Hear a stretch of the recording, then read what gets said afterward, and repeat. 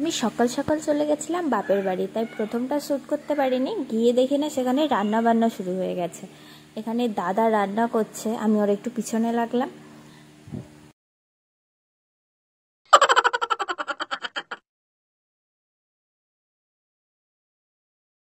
ফ্রিজে মিষ্টি আর এখানে মিরিন্ডা রাখতে যাচ্ছি আমি এখন।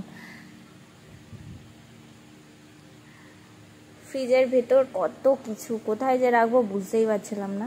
তারপরে এখানে এটা আমার ভালো মা, মানে জেঠিমা আর কি, আমি ভালো মা বলি, গ্যাস মুছছিল। এটা আমাদের ঠাকুর ঘর, ভিতরটা পরে একদিন ঘুরে দেখাবো। আদি ঘুমিয়ে পড়েছিল, আমি বসে বসে একটু রিলস বানালাম। এত গরম লাগছিল না যে কি করব, ওই জন্য পাখার তলায় বসে বসে একটু রিলস বানালাম।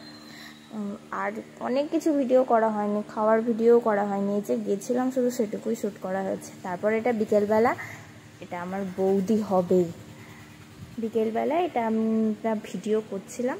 আমার বোন এই যে ন্যাকামি করছে এখানে।